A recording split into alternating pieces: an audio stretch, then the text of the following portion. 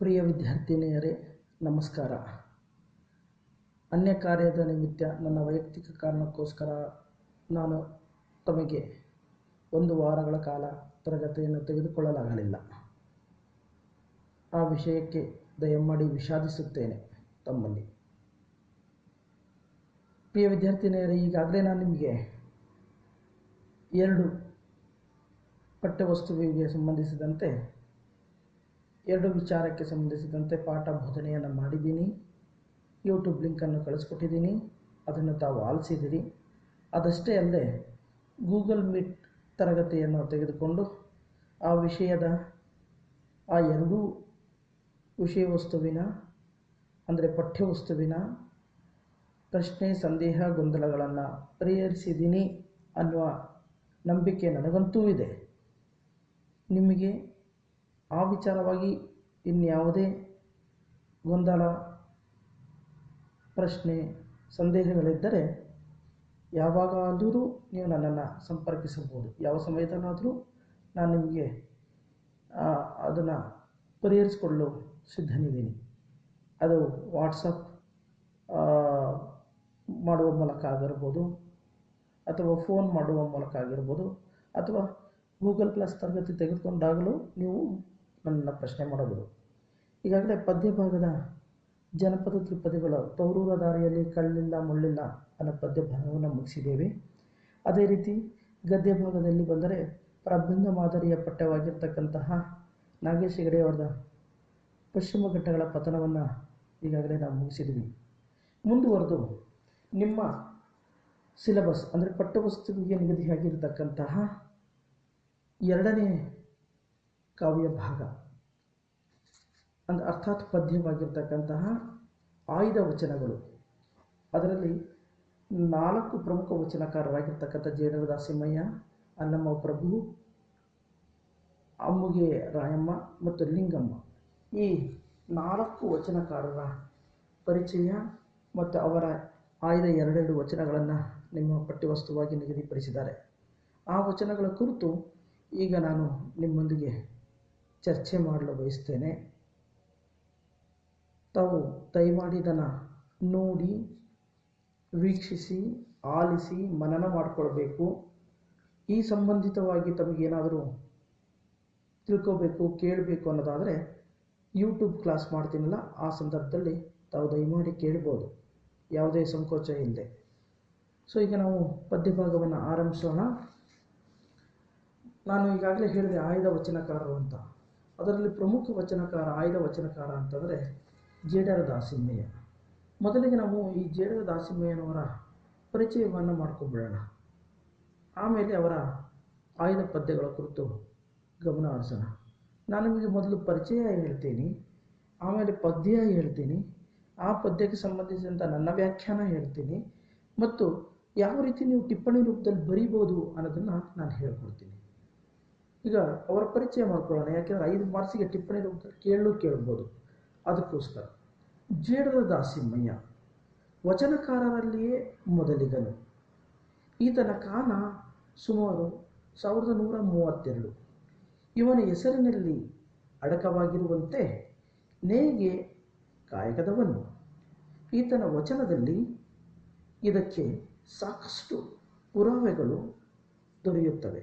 ಯಾವುದಕ್ಕೆ ಸಾಕಷ್ಟು ಪುರಾವೆಗಳು ದೊರೆಯುತ್ತವೆ ಅಂತಂದರೆ, ಇವನು ನೇಯ್ಗೆ ವೃತ್ತಿಯವನು, ಇವನು ಜೇಡರ ಜಾತಿಗೆ ಸೇರಿದವನು ಅನ್ನುವುದಕ್ಕೆ ಸಾಕಷ್ಟು ಪುರಾವೆಗಳು ವಚನಗಳಲ್ಲಿ ದೊರೆಯುತ್ತವೆ. ದುಗ್ಗಳೆ ಈತನ ಸಹಧರ್ಮಿಣಿ. ದುಗ್ಗಳೆ ಅನ್ನೋಳು ಜೇಡರ ದಾಸಿಮಯ್ಯನವರ ಸಹಧರ್ಮಿಣಿ. ಸಹಧರ್ಮಿಣಿ ಅಂದರೆ ಧರ್ಮಪತ್ನಿ, ಧರ್ಮಪತ್ನಿ ಅಂದರೆ ಹೆಂಡತಿ.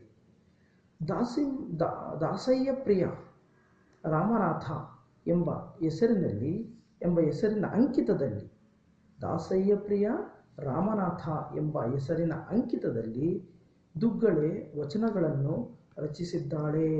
ಬಹಳ ಮುಖ್ಯವಾದ ಅಂಶ ಇದು. ದುಗ್ಗಳೆ ಅನ್ನೋಳು ಜೇಡರ ದಾಸಿಮಯ್ಯನವರ ಸಹಧರ್ಮಿಣಿ ಅರ್ಥಾತ್ ಪತ್ನಿ, ಅರ್ಥಾತ್ ಹೆಂಡತಿ. ಇವಳು ಕೂಡ ವಚನಕಾರ್ತಿ. ಇವಳು ದಾಸಯ್ಯ ಪ್ರಿಯ ರಾಮನಾಥ ಎಂಬ ಹೆಸರಿನ ಅಂಕಿತದಲ್ಲಿ ವಚನಗಳನ್ನು ರಚಿಸಿದ್ದಾಳೆ. ಅಂದರೆ ವಚನಕಾರರು, ಪ್ರತಿಯೊಬ್ಬ ವಚನಕಾರರು ತಮ್ಮದೇ ಆದಂತಹ ಅಂಕಿತವನ್ನು ಇಟ್ಕೊಂಡಿರ್ತಾರೆ. ತಮ್ಮ ಆರಾಧ್ಯ ದೈವ ಹೆಸರಿನಲ್ಲಿ ಅಂಕಿತವನ್ನು ಇಟ್ಕೊಂಡಿರ್ತಾರೆ. ಅದೇ ರೀತಿ ದುಗ್ಗಳೆ ಎನ್ನುವ ಜೇಡರ ದಾಸಿಮಯ್ಯನವರ ಪತ್ನಿ ದಾಸಯ್ಯ ಪ್ರಿಯ ರಾಮನಾಥ ಅನ್ನೋ ಅಂಕಿತವನ್ನು ಇಟ್ಕೊಂಡಿದ್ದಾಳೆ.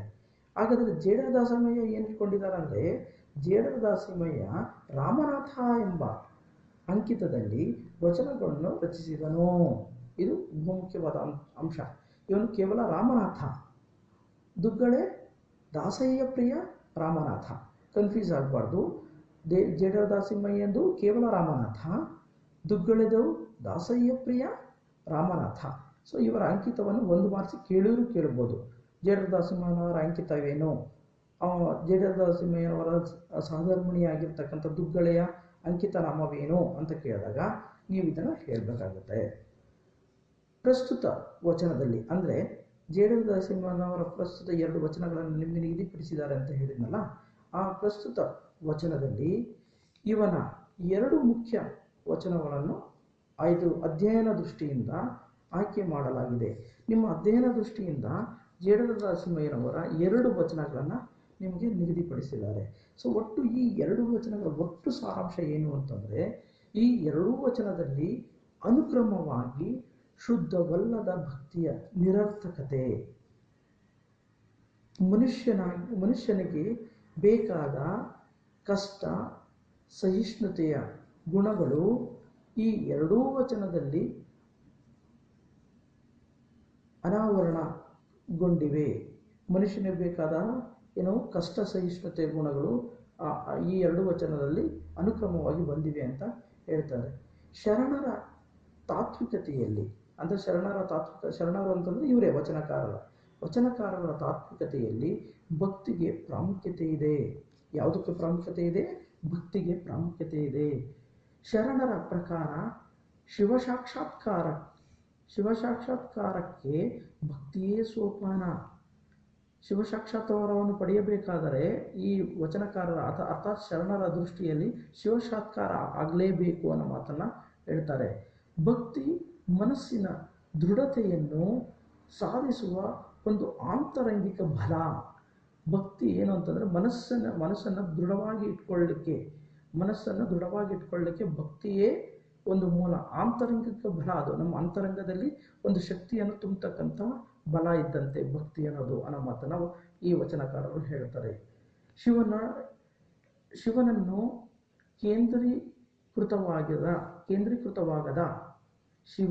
ಕೇಂದ್ರೀಕೃತವಾಗದ ಇದು ಜ್ಞಾಪಕ ಇಟ್ಕೋಬೇಕು. ಶಿವನನ್ನು ಕೇಂದ್ರೀಕೃತವಾಗದ ಅಂದರೆ ಶಿವನನ್ನು ನಾವು ಕಾನ್ಸಂಟ್ರೇಟ್ ಮಾಡಿ ಇಟ್ಕೊಳ್ಳದೇ ಇದ್ದರೆ ಭಕ್ತಿಗೆ ಯಾವುದಾದ್ರೂ ಒಬ್ಬ ದೇವರನ್ನು ನಾವು ಸ್ಮರಿಸಲೇಬೇಕು. ಶಿವನನ್ನು ಕೇಂದ್ರೀಕೃತವಾಗದ ಚಿತ್ತ ಅಂದರೆ ಬುದ್ಧಿ, ಚಿತ್ತ ಇಲ್ಲಿಯೂ ಮತ್ತು ಅಲ್ಲಿ ಸಲ್ಲುವ ಸಾರ್ಥಕವಾಗುವುದರಿಂದ ದೂರವಾಗುತ್ತದೆ. ನೋಡಿ ಎಂಥ ಮಾತನ್ನು ಹೇಳ್ತಾರೆ. ಶಿವನನ್ನು ಕೇಂದ್ರೀಕೃತವಾಗದ ಚಿತ್ತ ಅಂದರೆ ಬುದ್ಧಿ ಅಂತ ಹೇಳಿದೆ. ಇಲ್ಲಿ ಮತ್ತು ಅಲ್ಲಿ ಇಲ್ಲಿ ಅಂತಂದರೆ ಇಹಲೋಕ, ಅಲ್ಲಿ ಅಂದರೆ ಪರಲೋಕ. ಈ 2 ಲೋಕದಲ್ಲಿ ಸಲ್ಲುವ ಸಾರ್ಥಕತೆಯಿಂದ ದೂರವಾಗುತ್ತದೆ. ನೋಡಿ ಎಂಥ ಮಾತನ್ನು ಹೇಳ್ತಾ ಇದ್ದಾರೆ ವಚನಕಾರರು. ಚಂಚಲ ಮನಸ್ಸಿನವರ ನೋಡಿ ಇಲ್ಲಿ ಈಗ ಮುಂದುವರೆದು ಏನು ಹೇಳ್ತಾ ಇದೆ, ನಿಮ್ಮ ವಿಚಾರವನ್ನು ಹೇಳ್ತಾ ಇದೆ. ಅದನ್ನು ಪದ್ಯ ಹೇಳುವುದರ ಮುಖಾಂತರ ನಿಮಗೆ ತಿಳಿಸ್ಕೊಡ್ಬೇಕಾಗುತ್ತೆ. ಆ ಪದ್ಯವನಿಗೆ ವಾಚನ ಮಾಡ್ತೀನಿ ಅರ್ಥಾತ್ ಹೇಳ್ತೀನಿ, ಅದನ್ನು ಸೂಕ್ಷ್ಮವಾಗಿ ಗಮನಿಸಿ. ಏನು ಹೇಳ್ತಾರೆ? ಜೇಡರ ದಾಸಿಮಯ್ಯನವರ ಮೊದಲ ವಚನ ಏನಂತೆ, ಹರಿಯ ಗೋಣಿಯಲೊಬ್ಬ ಕಳವೆಯ ತುಂಬಿದ, ಇರುಳೆಲ್ಲ ನಡೆದನ ಸುಂಕ ಕಂಜಿ, ಕಳವೆಯೆಲ್ಲ ಹೋಗಿ ಬರಿಗೋಣಿ ಉಳಿದಿತ್ತು, ಅಳಿಮನದವನ ಭಕ್ತಿ ಇಂತಾಯಿತು ರಾಮನಾಥ. ನೋಡಿ ಎಂಥ ವಚನ ಇದು. ಮೊದಲನೇ ವಚನ ನಿಮ್ಮ ಪಠ್ಯಕ್ಕೆ ನಿಗದಿಯಾಗಿರ್ತಕ್ಕಂಥದ್ದು ತುಂಬ ಅರ್ಥಗರ್ಭಿತವಾದಂಥ ವಚನ. ಏನು ಹೇಳ್ತಾ ಇದ್ದಾರೆ ಅಂದರೆ, ಹರಿಯ ಗೋಣಿಯಲೊಬ್ಬ, ಹರಿಯ ಗೋಣಿಲೊಬ್ಬ ಅರ್ಧಂತಹ ಗೋಣಿಚೀಲ, ಅರ್ಧಂತಹ ಗೋಣಿಚೀಲದಲ್ಲಿ ಒಬ್ಬನು ಏನು ಮಾಡಿದ್ದಾನೆ, ಕಳವೆಯೆಲ್ಲ ತುಂಬಿದ. ಕಳವೆ ಅಂತಂದರೆ ಭತ್ತ, ಕಳವೆ ಅಂದರೆ ಭತ್ತವನ್ನು ತುಂಬಿದ್ದಾನೆ. ಯಾವುದ್ರಲ್ಲಿ ತುಂಬಿದ್ದಾನೆ? ಹರಿದ ಗೋಣಿಚೀಲದಲ್ಲಿ ತುಂಬಿದ್ದಾನೆ. ಆಯಿತಾ? ಪರ್ಫೆಕ್ಟ್ ಆಗಿರ್ತಕ್ಕಂಥ, ಶುದ್ಧವಾಗಿರ್ತಕ್ಕಂಥ ಅಥವಾ ಹರಿದೋಗದೇ ಇರ್ತಕ್ಕಂಥ ಗೋಣಿಚೀಲದಲ್ಲಿ ತುಂಬಿಲ್ಲ ಅವನು ತುಂಬಿರೋದು ಯಾವುದು? ಹರಿದು ಹೋಗಿರ್ತಕ್ಕಂಥ ಗೋಣಿಚೀಲದಲ್ಲಿ. ಹರಿಯ ಗೋಣಿಯಲ್ಲೊಬ್ಬ ಕಳವೆಯ ತುಂಬಿದ. ಒಬ್ಬನು ಹರಿದೋಗಿರ್ತಕ್ಕಂಥ ಗೋಣಿ ಚೀಲದಲ್ಲಿ ಭತ್ತವನ್ನು ತುಂಬಿದ್ದಾನೆ. ಇರುಳೆಲ್ಲ ನಡೆದನ ಸುಂಕ ಕಂಜಿ. ಅವನಿಗೆ ತೆರಿಗೆ, ಸುಂಕ ಅಂದರೆ ತೆರಿಗೆ ಕಟ್ಟಬೇಕಂತೇಳಿ ರಾತ್ರಿ ಎಲ್ಲ ನಡೆದ. ಹಗಲಲ್ಲಿ ನಡೆದ್ರೆ ಹಿಡಿದು ಬಿಡ್ತಾರೆ. ಯಾವ ಥರ ಈಗ RTO ಆದವರು ನಾವು ಹೆಲ್ಮೆಟ್ ಹಾಕದೆ ಬೈಕನ್ನು ಡ್ರೈವ್ ಮಾಡಿದರೆ ಹಿಡಿದು ಬಿಡ್ತಾರಲ್ಲ, ಆ ರೀತಿ ಅವನು ಸುಂಕ ಹಾಕ್ತಾರೆ, ತೆರಿಗೆ ಕಟ್ಟಬೇಕಾಗುತ್ತೆ ಅಂತೇಳಿ ಅವನೇನು ಮಾಡಿದ, ಇರುಳೆಲ್ಲ ಅಂದರೆ ಇರುಳು ಅಂದರೆ ಸಂಜೆ ಆರಂಭ ಆಗುತ್ತೆ. ಸಂಜೆ ಆರಂಭ ಆಗಿ ಇಡೀ ರಾತ್ರಿ ಪೂರ್ತಿ ಇರುಳೆಲ್ಲ ನಡೆದ್ರೆ. ಎದಕ್ಕೋಸ್ಕರ ನಡೆದವನು? ಇರುಳೆಲ್ಲ ಯಾಕೆ ಹೋದ್ರ ಅಂದರೆ ಸುಂಕ ಕಂಜಿ ತೆರಿಗೆ ಕಟ್ಟಬೇಕಾಗುತ್ತಂತೆ ಇರುಳೆಲ್ಲ ನಡೆದ. ಆದರೆ ಇರುಳೆಲ್ಲ ನಡೆದನು ಸುಂಕ ಕಂಜಿ. ಕಳವೆ ಎಲ್ಲ ಹೋಗಿ ಬರೀ ಗೋಣಿ ಉಳಿದಿತ್ತು. ನೋಡಿ, ಅವನು ಇರುಳೆಲ್ಲ ನಡೆದ, ಆದರೆ ಅವನು ತನ್ನ ಗೋಣಿ ಚೀಲವನ್ನು ನೋಡ್ಕೊಳ್ಳಿಲ್ಲ, ಹಿಂತಿರುಗಿ ನೋಡ್ಕೊಳ್ಳಿಲ್ಲ. ಯಾಕೆ ನೋಡ್ಕೊಳ್ಳಿಲ್ಲ ಅಂದರೆ ಕಳವೆಯೆಲ್ಲ ಹೋಗಿ, ಕಳವೆ ಅಂದರೆ ಭತ್ತ ಅಂತ ಹೇಳಿದೆ, ಭತ್ತ ಎಲ್ಲ ಹೋಗಿ ಬರೀ ಗೋಣಿ ಉಳಿದಿತ್ತು. ಕೇವಲ ಖಾಲಿ ಗೋಣಿ ಚೀಲ ಮಾತ್ರ ಉಳಿದಿತ್ತು. ಇದು ಅಳಿಮನದವನ ಭಕ್ತಿ ಇಂತಾಯಿತು ಕಾಣ ರಾಮನಾಥ. ನೋಡಿ, ಅಳಿಮನ ಅಂದರೆ ದುರ್ಬಲ ಮನಸ್ಸಿನವನ ಭಕ್ತಿ ಈ ರೀತಿ ಆಯಿತು. ಇಲ್ಲಿ ಇದರ ವಚನದ ತಾತ್ಪರ್ಯ ಏನಂತಂದರೆ, ದುರ್ಬಲ ಮನಸ್ಸು ಇರಬಾರ್ದು, ಭಕ್ತಿಗೆ ನಿಷ್ಕಳಂಕವಾದ ನಿರ್ಮಲ ಮನಸ್ಸು ಇರಬೇಕು. ಅದು ಬಿಟ್ಟು ದುರ್ಬಲ ಮನಸ್ಸು ಇರಬಾರ್ದು ಅನ್ನೋ ಅರ್ಥದಲ್ಲಿ ಜೇಡರದಾಸಯ್ಯನವರು ಹೇಳ್ತಾರೆ. ಮುಂದುವರೆದು ನಿಮಗೆ ಟಿಪ್ಪಣಿ ರೂಪದಲ್ಲಿ ತಾತ್ಪರ್ಯ ಹೇಳೋದಾದರೆ, ಇದು ಟಿಪ್ಪಣಿ ಅಥವಾ ನೀವು ಶಾರ್ಟ್ ಆನ್ಸರ್ ಬರೀಬೇಕಾಗುತ್ತೆ. ಆ ದೃಷ್ಟಿಯಿಂದ ನಾನು ಹೇಳೋದಾದರೆ ಈ ವಚನದ ಸಾರಾಂಶ ಈ ರೀತಿ ಇದೆ. ಚಂಚಲ ಮನಸ್ಸಿನವರು, ವಿಷಯಾಸಕ್ತರು, ನಿಜದ ಭಕ್ತರಾಗರು. ನೋಡಿ, ಚಂಚಲ ಮನಸ್ಸಿನವರು ಮತ್ತು ವಿಷಯಾಸಕ್ತರು ಅಂದರೆ ಕಾಮೋದ್ರಿಕವಾಗಿರ್ತಕ್ಕಂತಹ ಭಕ್ತರು ಏನಾಗೋದಿಲ್ಲ, ನಿಜದ ಭಕ್ತರಾಗುವುದಿಲ್ಲ. ಕಾಮಾಸಕ್ತರು, ಚಂಚಲ ಮನಸ್ಸಿನವರು, ವಿಷಯಾಸಕ್ತರು ನಿಜದ ಭಕ್ತ ಆಗೋದಿಲ್ಲ. ಅಳಿಮನದವನ ಭಕ್ತಿ ಹರಿದ ಚೀಲದೊಳಗಿನ ಧಾನ್ಯವಿದ್ದಂತೆ. ಅಳಿಮನದವನ ಅಂದರೆ ದುರ್ಬಲ ಮನಸ್ಸಿನವನ ಭಕ್ತಿ ಹೇಗಿದ್ದಂತೆ, ಹರಿದ ಚೀಲದೊಳಗಿನ ಧಾನ್ಯವಿದ್ದಂತೆ. ಹಾದಿ ಬೀದಿಗಳೆಲ್ಲ ಚೆಲ್ಲಾಡಿ ನಿಷ್ಪ್ರಯೋಜಕವಾಗಿ ನಿರರ್ಥಕವಾಗುತ್ತದೆ. ಹಾದಿ ಬೀದಿಗಳಲ್ಲಿ ಚೆಲ್ಲಾಡಿ ನಿಷ್ಪ್ರಯೋಜಕವಾಗಿ ನಿರರ್ಥಕವಾಗುತ್ತದೆ. ಕಪಟ, ಅಹಂಕಾರ, ಚಿತ್ತಚಾಂಚಲ್ಯ, ವಿಷಯಾಸಕ್ತಿ ಎಂಬ ಮನದ ರಂಧ್ರಗಳಿಂದ ಭಕ್ತಿ ಧಾನ್ಯ ಸೋರಿ ಹೋಗಿ ಜೀವನ ವ್ಯಾಪಾರ ನಷ್ಟಮುಖಿಯಾಗುತ್ತದೆ. ನೋಡಿ, ಎಂಥ ಮಾತನ್ನು ಹೇಳ್ತಾರೆ. ಕಪಟ, ಅಹಂಕಾರ, ಚಿತ್ತಚಾಂಚಲ್ಯ, ವಿಷಯಾಸಕ್ತಿ. ನೋಡಿ, ಯಾವ್ಯಾವ ಇರಬಾರ್ದು ಒಬ್ಬ ಭಕ್ತನಲ್ಲಿ ಆಗಿರಬಾರ್ದು ಅಂದರೆ ಕಪಟತನ ಇರಬಾರ್ದು, ಅಹಂಕಾರ ಇರಬಾರ್ದು, ಚಿತ್ತಚಾಂಚಲ್ಯ ಅಂದರೆ ಬುದ್ಧಿ ಆ ಕಡೆ ಈ ಕಡೆ ಅಂದರೆ ಇಂಬ್ಯಾಲೆನ್ಸ್ ಆಗಿರಬಾರ್ದು.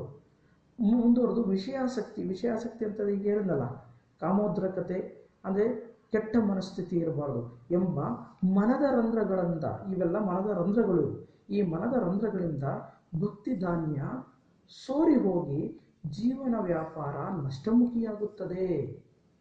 ಇಲ್ಲಿನ ಅನ್ವಯವೆಂದರೆ ನೋಡಿ, ಇಲ್ಲಿ ಈ ಒಟ್ಟಾರೆ ಈ ವಚನದ ಅನ್ವಯ ಅಂದರೆ ಹೋಲಿಕೆ ಅಂದರೆ ದೇಹವೆಂಬ ಗೋಣಿಚೀಲದಲ್ಲಿ, ಗೋಣಿಚೀಲ ಇದೆಯಲ್ಲ, ಹರಿದ ಗೋಣಿ ಅಂತ ಹೇಳಿದ್ನಲ್ಲ, ಆ ಹರಿದ ಗೋಣಿ ಅಂದರೆ ದೇಹವೆಂಬ ಗೋಣಿಚೀಲ. ಅದು ದೇಹವೆಂಬ ಗೋಣಿಚೀಲದಲ್ಲಿ ಆಯುಷ್ಯವೆಂಬ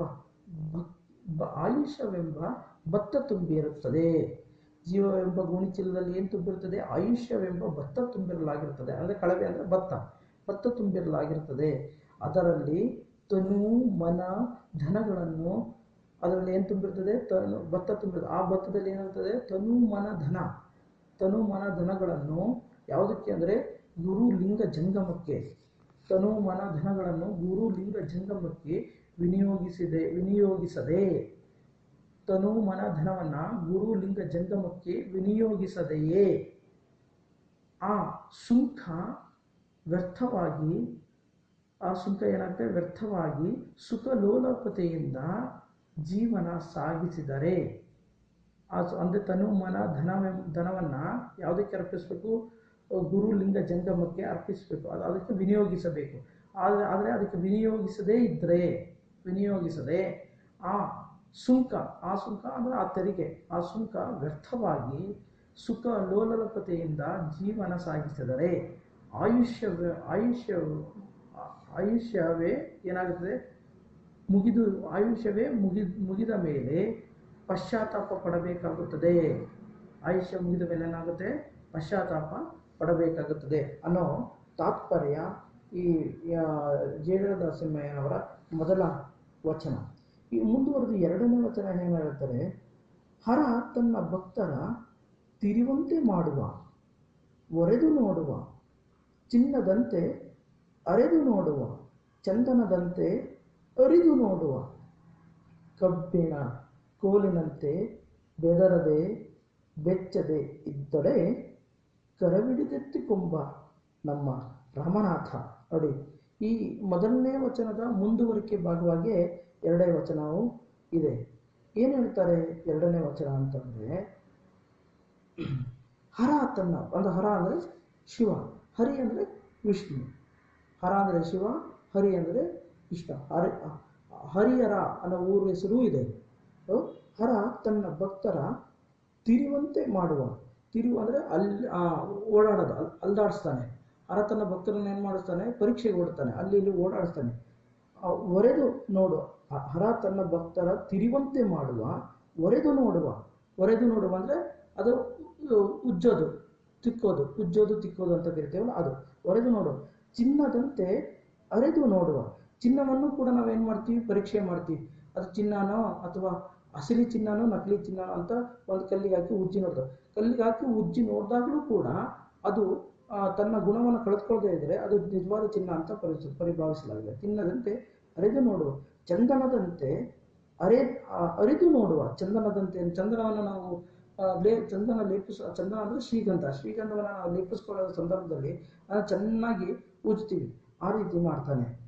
ಕಬ್ಬಿನ ಕೋಲಿನಂತೆ ಬೆದರದೆ ಬೆಚ್ಚದೆ ಇದ್ದೋಡೆ, ಇವೆಲ್ಲ ಮಾಡೋಣ ಅಂದರೆ ಒರೆದು ನೋಡಿದಾಗ, ಅರೆದು ನೋಡಿದಾಗ ನಾವು ಏನು ಬೆದರದೆ ಬೆಚ್ಚದೆ ಅಂದರೆ ಕಬ್ಬಿನ ಕೋಲಿನಂತೆ ಬೆದರದೆ ಬೆಚ್ಚದೆ ಇದ್ದೋಡೆ ಏನಾದ್ರು ಕರವಿಡಿದೆತ್ತುಕೊಂಬ ನಮ್ಮ ರಾಮ.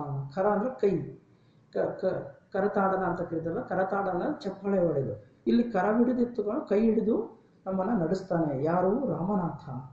ಕರವಿಡಿದೆತ್ತುಕೊಂಬ ನಮ್ಮ ರಾಮನಾಥ ಅಂತೇಳಿ ಈ ಎರಡನೇ ವಚನದಲ್ಲಿ ಭಕ್ತನಾದವನು ಹೇಗಿರಬೇಕು ಅನ್ನೋ ಒಂದು ತಾತ್ಪರ್ಯವನ್ನು ಈ ವಚನದಲ್ಲಿ ಯಾರು ಜೇಡರದಾಸಿಮಯ್ಯನವರು ಹೇಳಿದ್ದಾರೆ. ಅರ್ಥ ಆಯ್ತಾ? ಈಗ ನೀವು ಸಾರಾಂಶದ ರೂಪದಲ್ಲಿ ಬರೀಬೇಕಾದ್ರೆ ಹೇಗೆ ಬರೀಬೇಕಾದ್ರೆ, ಜೇಡರದಾಸಿಮಯ್ಯನವರ ದೃಷ್ಟಿಯಲ್ಲಿ ಜೀವನ ಎಂಬುದು ಶಿವನೊಡ್ಡಿದ ಏನಿದು ಪರೀಕ್ಷೆ. ಅರ್ಥ ಆಯ್ತಾ?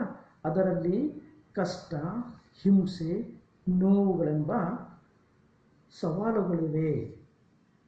ನಿಜದ ಭಕ್ತ ಅವುಗಳನ್ನೆಲ್ಲ ಸಹಿಸಿ ಎದುರಿಸಿ ಜೀವನ ಪೂರ್ಣತೆಯನ್ನು ಪಡೆಯಬೇಕು. ಯಾವ ಪೂರ್ಣತೆಯನ್ನು ಪಡೆಯಬೇಕು? ಜೀವನ ಪೂರ್ಣತೆಯನ್ನು ಪಡೆಯಬೇಕು. ಈ ಪ್ರಕ್ರಿಯೆ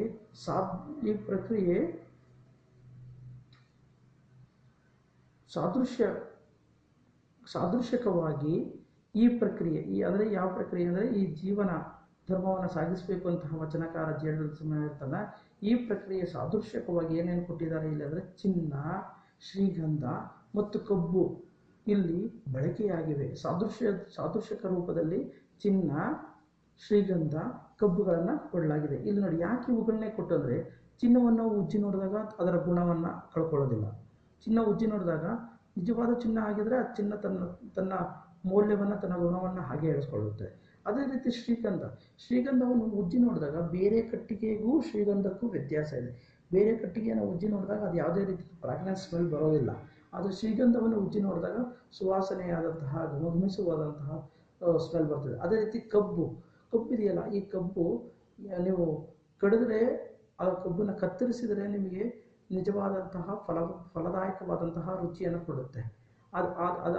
ಈ ಮೂರು ಉಪಯೋಗಗಳನ್ನು ಇಲ್ಲಿ ಬಳಕೆಯಾಗಿದೆ, ಈ ವಚನದಲ್ಲಿ ಬಳಕೆಯಾಗಿದೆ. ಸಹನೆ ಮತ್ತು ಧೈರ್ಯಗಳೆಂಬ ಗುಣಸಾಗರದಿಂದ ಭಕ್ತ ಶಿವನೊಡ್ಡಿದ ಪರೀಕ್ಷೆಗಳಿಂದ ಜಯಶೀಲನಾಗಿ ಈ ಶಿವನೊಡ್ಡಿದ ಪರೀಕ್ಷೆಗಳಿಂದ ಭಕ್ತ ಏನಾಗಬೇಕು, ಜಯಶೀಲನಾಗಬೇಕೆಂಬುದು ಜೇಡರ ದಾಸಿಮಯ್ಯನವರ ಅಮೂಲ್ಯ ಸಲಹೆಯಾಗಿದೆ. ಅರ್ಥ ಆಗ್ತಾ ಇದೆಯಲ್ಲ? ಸೊ ಈ ಎರಡು ವಚನಗಳ ತಾತ್ಪರ್ಯವನ್ನು ನಾನು ನಿಮಗೆ ವಚನವನ್ನು ಹೇಳಿ ಆ ವಚನದ ಅರ್ಥವನ್ನು ಹೇಳಿದ್ದೀನಿ. ಮೇಲಾಗಿ ನೀವು ಸಾರಾಂಶವನ್ನು ಯಾವ ರೀತಿ ಸಾರಾಂಶ ರೂಪದಲ್ಲೂ ಬರೆಯೋ ಶೈಲಿಯನ್ನು ನಾನು ತೋರಿಸ್ಕೊಟ್ಟಿದ್ದೀನಿ. ಮೇಲಾಗಿ ವಚನಕಾರರ ಪರಿಚಯವನ್ನು ಮಾಡಿದ್ದೀನಿ. ಅದೇ ರೀತಿ ಮುಂದುವರೆದು ಇನ್ನು ಎರಡನೇ ವಚನಕಾರರಾಗಿರ್ತಕ್ಕಂತಹ ನಮ್ಮ ಅಲ್ಲಮ ಪ್ರಭು, ಮೊದಲನೇ ವಚನಕಾರ ಜೇಡರ ದಾಸಿಮಯ್ಯನವರ ಪರಿಚಯ ಮಾಡಾಯಿತು. ಈಗ ಎರಡನೇ ವಚನಕಾರರಾಗಿರ್ತಕ್ಕಂಥ ಅಲ್ಲಮ ಪ್ರಭುವರ ಪರಿಚಯವನ್ನು ಮಾಡಿಕೊಳ್ಳೋಣ.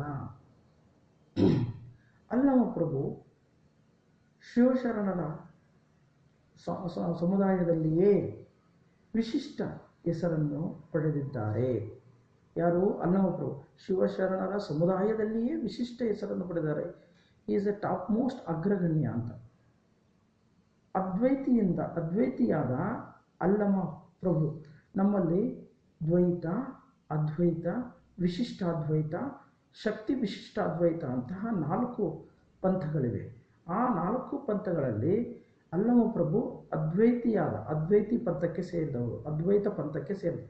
I will repeat again. Advaita, first Dvaita, ಎರಡನೇದು ಅದ್ವೈತ, ಮೂರನೇದು ಶಕ್ತಿ ವಿಶಿಷ್ಟ ಅದ್ವೈತ ಮತ್ತು ನಾಲ್ಕನೇದು Shakti Vishishta Advaita. I will repeat again. Dvaita, Advaita, Vishishtadvaita, Shakti Vishishtadvaita 4 ಪಂಥಗಳಿವೆ. ಆ 4 ಪಂಥಗಳಲ್ಲಿ ಅಲ್ಲಮ ಪ್ರಭು ಯಾವ ಪಂಥಕ್ಕೆ ಸೇರಿದವನಂದರೆ ಅದ್ವೈತ ಪಂಥಕ್ಕೆ ಸೇರಿದದ್ದು. ಅದ್ವೈತಿಯಾದ ಅಲ್ಲಮ ಪ್ರಭು ಮಿಕ್ಕ ವಚನಕಾರರಿಗಿಂತ ವಿಭಿನ್ನವಾಗಿ ಭಿನ್ನಾಣದ ಬೆಡಗಿನ, ಇದು ಮುಖ್ಯ, ಭಿನ್ನಾಣದ ಬೆಡಗಿನ ಭಾಷೆಯಲ್ಲಿ ವಚನ ರಚನೆ ಮಾಡಿದ್ದಾರೆ. ಭಿನ್ನಾಣದ ಬೆಡಗಿನ ರೀತಿಯಲ್ಲಿ ವಚನವನ್ನು ರಚನೆ ಮಾಡಿದ್ದಾರೆ. ಅವರ ಅನುಭೂತಿಯನ್ನು ಆಧ್ಯಾತ್ಮಿಕ ಚಿಂತನೆಗಳನ್ನು ಅಭಿವ್ಯಕ್ತಿಸಲು ಭಾಷೆಯು ಒಂದು ಮಿತಿ. ನೋಡಿ, ಅವರ ಅನುಭೂತಿ ಅಂದರೆ ಎಕ್ಸ್ಪೀರಿಯನ್ಸ್. ಅವರ ಎಕ್ಸ್ಪೀರಿಯನ್ಸನ್ನು ಆಧ್ಯಾತ್ಮಿಕ ರೂಪದಲ್ಲಿ ಹೇಳಲಿಕ್ಕೆ ಹೋದಾಗ ಭಾಷೆನೇ ಒಂದು ಮಿತಿಯಾಗಿ ಕಂಡಿದೆ ಅವರಿಗೆ. ಭಾಷೆ ಸಾಲದು ಅಂತ ಅನ್ನೋ ರೀತಿ ಅನಿಸಿದೆ. ಅದಕ್ಕೆ ಅವರಿಗೆ ರೂಪಕಾತ್ಮಕವಾಗಿ ಹೇಳಲೇಬೇಕಾದ ಅನಿವಾರ್ಯತೆ. ನೋಡಿ, ಅದಕ್ಕೋಸ್ಕರ ಅವರು ರೂಪಕಾತ್ಮಕವಾಗಿ ಅಂದರೆ ಸಮ್ಮನ್ ಟು ಕಂಪೇರ್, ಬೇರೆದನ್ನು ಹೋಲಿಕೆ ಮಾಡಿ ಹೇಳುವ ಅನಿವಾರ್ಯತೆ ಉಂಟಾಯಿತು. ಕನ್ನಡ ಸಾಹಿತ್ಯದ ನಿಜವಾದ ರೂಪಕ ಸಾಮ್ರಾಜ್ಯದ ಚಕ್ರವರ್ತಿ ಎಂದರೆ ಅದು ಅಲ್ಲಮ ಪ್ರಭುಗಳೇ. ನೋಡಿ, ಕನ್ನಡ ಸಾಮ್ರಾಜ್ಯದ ನಿಜವಾದ ರೂಪಕ ಸಾಮ್ರಾಜ್ಯದ ಚಕ್ರವರ್ತಿಯ ಯಾರು ಅಂತಂದರೆ ಅದು ಅಲ್ಲಮ ಪ್ರಭು. ಇನ್ನೊಂದು ಇದೆ, ಕನ್ನಡ ಸಾಮ್ರಾಜ್ಯದ ರೂಪಕ ಸಾಮ್ರಾಜ್ಯದ ಚಕ್ರವರ್ತಿ ಯಾರು ಅಂತಂದರೆ ಅದು ಕುಮಾರವ್ಯಾಸ ಅಂತ ಹೇಳ್ತಾರೆ. ಆದರೆ ಕನ್ನಡ ಸಾಮ್ರಾಜ್ಯದ ನಿಜವಾದ ರೂಪಕ ಸಾಮ್ರಾಜ್ಯದ ಚಕ್ರವರ್ತಿ, ನಿಜವಾದ ಅಂತ ಪದ ಬಂದಾಗ ನೀವು ಅಲ್ಲಮ ಪ್ರಭುವನ್ನೇ ಹೆಸರಿಸಬೇಕು. ನಿಜವಾದ ಅನ್ನೋ ಪದ ಬರಲೇ ಇದ್ದಾಗ ಕುಮಾರವ್ಯಾಸನನ್ನು ವಿವರಿಸಬೇಕಾಗುತ್ತದೆ. ಇವರ ಕಾಲವನ್ನು ನಾವು ಹೇಳೋದಾದರೆ 1160 ಎಂದು ಗುರುತಿಸಲಾಗಿದೆ. ಇದಕ್ಕೆ ನಿದರ್ಶನ ಏನಂತಂದರೆ ಕನ್ನಡದ ಹರಿಹರನ ಪ್ರಭುದೇವರ ರಗಳೆ ಮತ್ತು ಚಾಮರಾಸನ ಪ್ರಭುಲಿಂಗ ಲೀಲೆ ಎಂಬ ಕೃತಿಗಳಿಂದ ಅಲ್ಲಮ ಪ್ರಭು ದೇವರ ಜೀವನವನ್ನು ಗುರುತಿಸಲಾಗಿದೆ. ಈ ಅಲ್ಲಮ ಪ್ರಭುಗಳ ಜೀವನವನ್ನು ಯಾರ ಕೃತಿಗಳಿಂದ ಗುರುತಿಸಲಾಗಿದೆ ಅಂದರೆ ಹರಿಹರದ ಪ್ರಭುದೇವರ ರಗಳೆ ಮತ್ತು ಚಾಮರಸನ ಪ್ರಭುಲಿಂಗ ಲೀಲೆ ಇವುಗಳಿಂದ ಗುರುತಿಸಲಾಗಿದೆ. ಇಂದಿನ ಶಿವಮೊಗ್ಗ ಜಿಲ್ಲೆಯ ಬಳ್ಳಿಗಾವೆ ಅಲ್ಲಮ ಪ್ರಭುಗಳ ಜನ್ಮಸ್ಥಳ. ಅಲ್ಲಮ ಪ್ರಭುಗಳ ಜನ್ಮಸ್ಥಳ ಯಾವುದು ಅಂದರೆ ಶಿವಮೊಗ್ಗ ಜಿಲ್ಲೆಯ ಬಳ್ಳಿಗಾವೆ. ಇವರ ತಂದೆ ನಿರಹಂಕಾರಿ, ತಾಯಿ ಸುಜ್ಞಾನಿ. ಅರ್ಥ ಆಯ್ತೆ? ಇವರ ತಂದೆ ನಿರಹಂಕಾರಿ, ತಾಯಿ ಸುಜ್ಞಾನಿ. ಇವರ ತಂದೆ ನಾಗಾಧೀಶಾಧಿಪತಿಯ ಆಗಿದ್ದರೆಂದು ಹೇಳಲಾಗ್ತದೆ. ಇವರ ತಂದೆ ಏನಾಗಿದ್ದರು, ನಾಗಾಧೀಶಾಧಿಪತಿಯಾಗಿದ್ದರು, ಅಂದರೆ ನಾಗಪಂಥಕ್ಕೆ ಸೇರಿದವರು ಅಂತ ಹೇಳಲಾಗ್ತದೆ. ಶ್ರೀಶೈಲದಲ್ಲಿ ಅಲ್ಲಮ ಪ್ರಭುಗಳು ಐಕ್ಯರಾದರು ಎಂದು ತಿಳಿದು ಬರುತ್ತದೆ. ಎಲ್ಲಿ ಐಕ್ಯರಾದರು ಅವರು? ಶ್ರೀಶೈಲದಲ್ಲಿ ಐಕ್ಯರಾದರು ಅಂತ ಅಲ್ಲಮ ಪ್ರಭುಗಳು ತಿಳಿದು ಬರುತ್ತದೆ. ಸೊ ಹಾಗಾದರೆ ಈಗ ನಾವು ಅಲ್ಲಮ ಪ್ರಭುಗಳ ಪರಿಚಯ ಮಾಡಿಕೊಂಡ್ವಿ. ಅಲ್ಲಮ ಪ್ರಭುಗಳ 2 ವಚನಗಳು ನಿಮ್ಮ ಪಠ್ಯಕ್ಕೆ ನಿಗದಿಪಡಿಸಲಾಗಿದೆ. ಆ 2 ವಚನಗಳ ಪರಿಚಯವನ್ನು ಮಾಡ್ಕೊಳ್ಳೋಣ. ಅಲ್ಲಮ ಪ್ರಭು ದೇವರದು ಯಾವುದ್ಯಾವುದು ವಚನಗಳು ಅಂತಂದರೆ, ಮೊದಲೇ ವಚನ ಹೇಳ್ತೀನಿ. ಆಸೆಗೆ ಸತ್ತದ್ದು ಕೋಟಿ, ಆಮಿಷಕ್ಕೆ ಸತ್ತದ್ದು ಕೋಟಿ, ಹೆಣ್ಣು ಹೊನ್ನು ಮಣ್ಣಿಗಾಗಿ ಸತ್ತದ್ದು ಕೋಟಿ, ಗುಹೇಶ್ವರ ನಿಮಗಾಗಿ ಸತ್ತವನ ಯಾರನೂ ಕಾಣೆ. ನೋಡಿ ಎಂಥ ಅದ್ಭುತ ಮಾತನ್ನ ಅಲ್ಲಮ ಪ್ರಭುಗಳು ಹೇಳ್ತಾ ಇದ್ದಾರೆ. ಅಂದರೆ ಆಸೆಗೆ ಸತ್ತದ್ದು ಕೋಟಿ, ಆಮಿಷಕ್ಕೆ ಸತ್ತದ್ದು ಕೋಟಿ. ಅರ್ಥ ಆಯ್ತಾ? ಹೊನ್ನು ಹೆಣ್ಣು ಮಣ್ಣಿಗಾಗಿ ಸತ್ತದ್ದು ಕೋಟಿ, ಗುಹೇಶ್ವರ ನಿಮಗಾಗಿ ಸತ್ತವನ ಯಾರನೂ ಕಾಣೆ. ನೋಡಿ ಎಂಥ ಮಾತನ್ನು ಹೇಳ್ತಾ ಇದ್ದಾರೆ. ಆಸೆಗೆ ಅಂದರೆ ಬಯಕೆಗೆ, ಆಸೆ ಅಂದರೆ ಬಯಕೆಗಾಗಿ ಸತ್ತದ್ದು ಕೋಟಿ, ಆಮಿಷಕ್ಕಾಗಿ ಸತ್ತದ್ದು ಕೋಟಿ. ಆಮಿಷಕ್ಕೆ ಅಂದರೆ ಒಂದು ಪ್ರಲೋಭನೆ ಒಡ್ಡಿರ್ತಾರಲ್ಲ, ಆ ಪ್ರಲೋಭನೆಗೆ ಒಡ್ಡಿ ಬಲಿಯಾದವರು ಸತ್ತವರು ಕೋಟಿ. ಅಷ್ಟೇ ಅಲ್ಲ, ಹೊನ್ನು ಹೆಣ್ಣು ಮಣ್ಣಿಗಾಗಿ ಸತ್ತದ್ದು ಕೋಟಿ. ಈ ಜಗತ್ತಿನಲ್ಲಿ ಯಾವುದೇ ಕಲಹ ಆಗಿದೆ ಅಂದರೆ ಈ 3 ಕಾರಣಕ್ಕೋಸ್ಕರಪ್ಪ. ಒಂದು ಹೊನ್ನು, ಎರಡನೇದು ಹೆಣ್ಣು, ಮೂರನೇದು ಮಣ್ಣಿಗಾಗಿ ಸತ್ತದ್ದು ಕೋಟಿ. ಆದರೆ ಅಲ್ಲಮ ಪ್ರಭುಗಳು ತುಂಬ ಅರ್ಥಗರ್ಭಿತವಾಗಿ ಹೇಳ್ತಾರೆ, ಗುಹೇಶ್ವರ ನಿಮಗಾಗಿ ಸತ್ತವರ ಯಾರನೂ ಕಾಣೆ.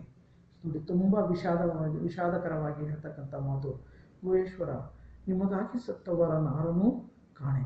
ನಿಮಗೋಸ್ಕರ ಅಂದರೆ ದೇವರಿಗೋಸ್ಕರ, ದೇವರನ್ನೆಲ್ಲರೂ ಬೇಡವರೇ, ಆ ದೇವರಿಗಾಗಿ ನಾನು ನಿಮಗೆ ಮೀಸಲು ಅನ್ನೋ ಮಾತನ್ನು ಹೇಳೋರನ್ನ ಯಾರನ್ನೂ ಕಾಣಲಿಲ್ಲಪ್ಪ ಅನ್ನೋ ಮಾತನ್ನು ಅಲ್ಲಮ ಪ್ರಭು ಹೇಳ್ತಾರೆ. ಸೊ ಇದನ್ನು ಸಾರಾಂಶದ ರೂಪದಲ್ಲಿ ಹೇಳೋದಾದರೆ, ಮೊದಲನೇ ವಚನ ಹೇಳುವುದೇನೆಂದರೆ, ಮನುಷ್ಯನ ಆಸೆಗೆ ಕೊನೆ ಎಂಬುದೇ ಇಲ್ಲ. ಪಂಚೇಂದ್ರಿಯಗಳು ಬಯಸುವ ಆಸೆಗಳು ಅಸಂಖ್ಯ. ಈ ಆಸೆಯನ್ನು ಪೂರೈಸಲು ಸುಖ ಭೋಗ ಸಾಮಗ್ರಿಗಳನ್ನು ಸಂಪಾದಿಸಲು ಕೋಟಿ ಜನ ತಮ್ಮೆಲ್ಲ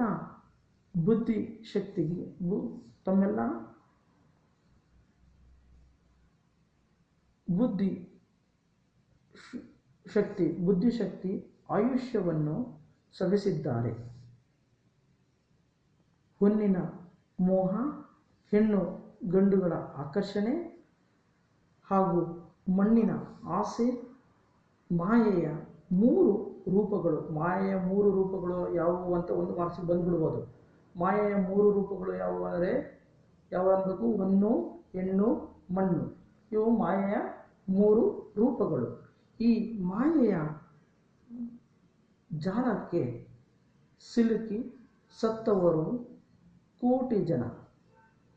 ದೇವತೆಗಳಿಂದ ಹಿಡಿದು ಮಾನವರವರೆಗೂ, ಕೃತಯುಗದಿಂದ ಹಿಡಿದು ಕಲಿಯುಗದವರೆಗೆ ಕಣ್ಣಾಡಿಸಿದರೂ ಈ ಜಾಲಕ್ಕೆ ಸಿಕ್ಕಿಕೊಳ್ಳದೆ ತಪ್ಪಿಸಿಕೊಂಡವರು ಬಹಳ ವಿರಳ. ನೋಡಿ ಎಂಥ ಮಾತನ್ನು ಹೇಳ್ತಾ ಇದ್ದಾರೆ. ದೇವರಿಂದ ಹಿಡಿದು ಮಾನವರವರೆಗೂ, ಅರ್ಥ ಆಗ್ತದೆಯಾ? ಕೃತಯುಗದಿಂದ ಹಿಡಿದು ಕಲಿಯುಗದವರು ಈ ಜಾಲಕ್ಕೆ ಸಿಕ್ಕಿಕೊಂಡು ತಪ್ಪಿಸಿಕೊಳ್ಳದೆ ಇದ್ದವರನ್ನು ನಾನು ಒಬ್ಬರನ್ನೂ ನೋಡಲಿಲ್ಲ. ಅದೇ ಅತ್ಯಂತ ವಿರಳ. ಆದರೆ ಮನಸ್ಸಿನ ಆಸೆಗಳನ್ನು ಕಡೆಗಣಿಸಿ ಭಕ್ತಿ ಪಥವನ್ನು ಅರಿತು ಅನುಭವಿಸಲು ತಮ್ಮ ಜೀವನವನ್ನು ಮೀಸಲಾಗಿರಿಸಿದವರ ಸಂಖ್ಯೆ ಅತ್ಯಂತ ಕಡಿಮೆ.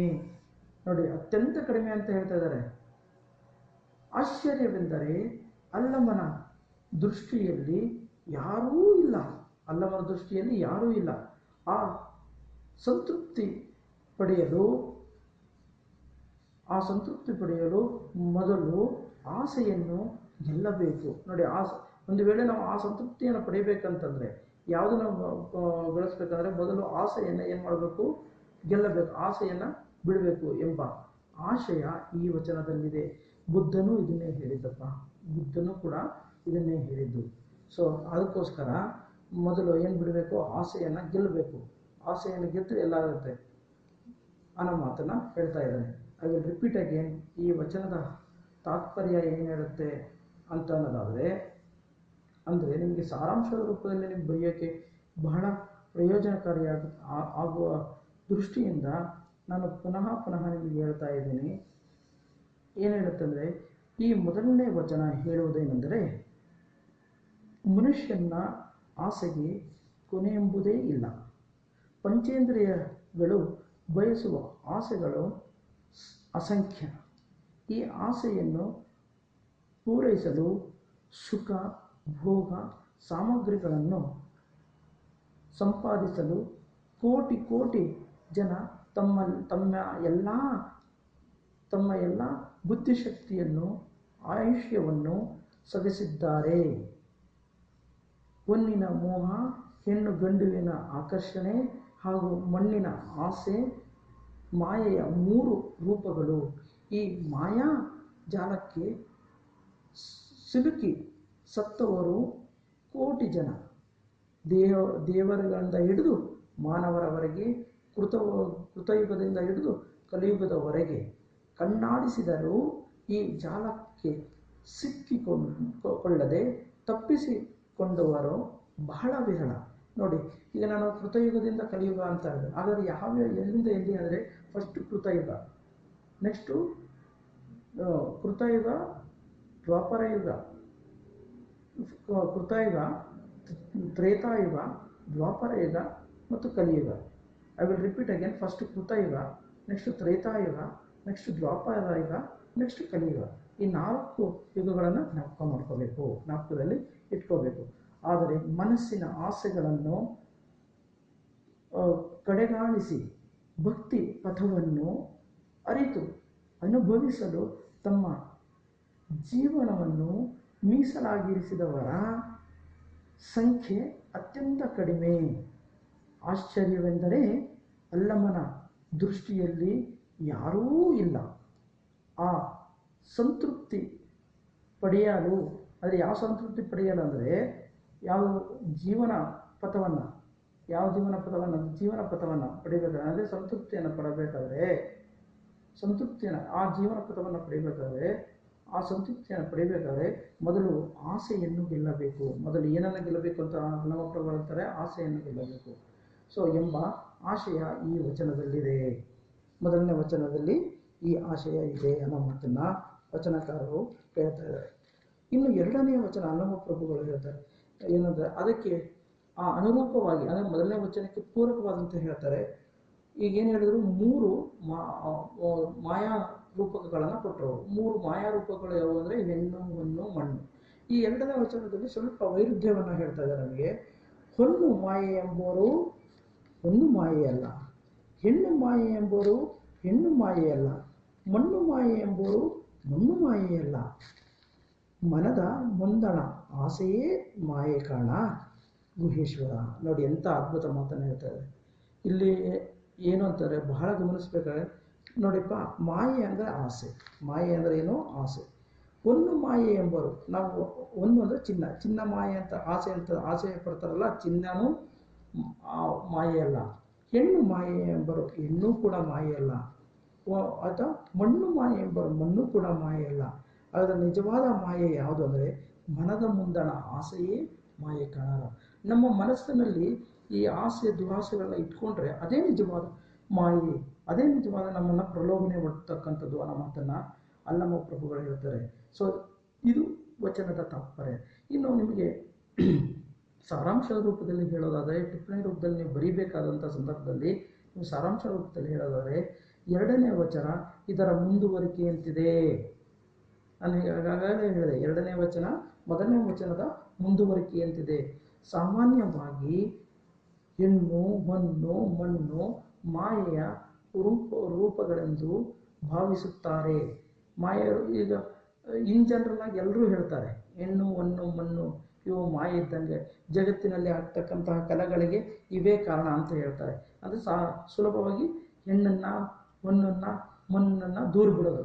ಆದರೆ ಅಲ್ಲಮ ಪ್ರಭುಗಳು ಹೇಳ್ತಾರೆ, ನಿಜವಾಗಿ ಯೋಚಿಸಿದರೆ ಜೀವನವನ್ನು ಭವಬಂಧನದಲ್ಲಿ ಬಂಧಿಸುವ ಅಜ್ಞಾನವನ್ನು ಮೂಢನಂಬಿಕೆ ಅಜ್ಞಾನ ನಿಜವಾಗಿ ಹೇಳುವುದಾದರೆ ಜೀವನವನ್ನು ಬಂಧಿಸುವ ಅಜ್ಞಾನವನ್ನು ಮೂಡಿಸುವ ನಿಜ ಸ್ವರೂಪವನ್ನು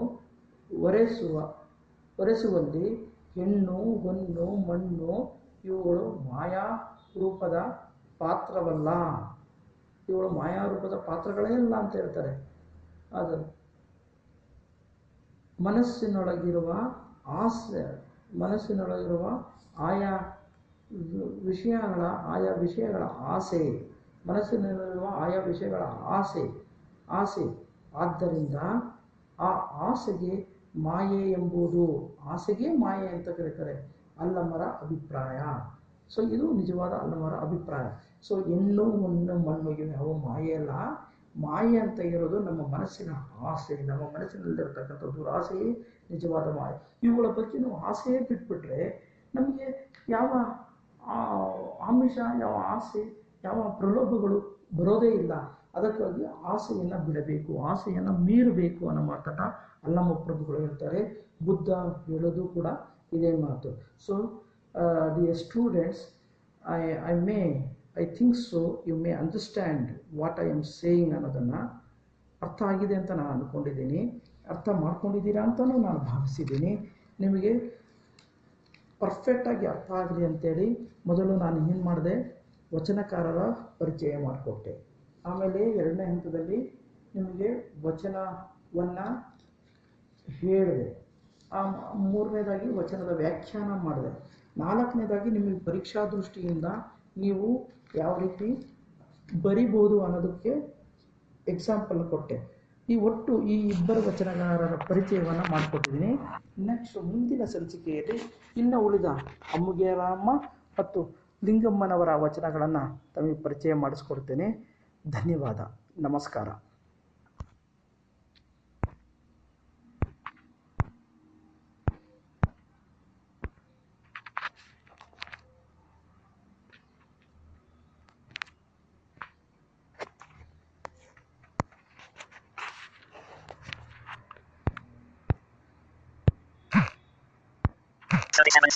Cancel button. Finish button.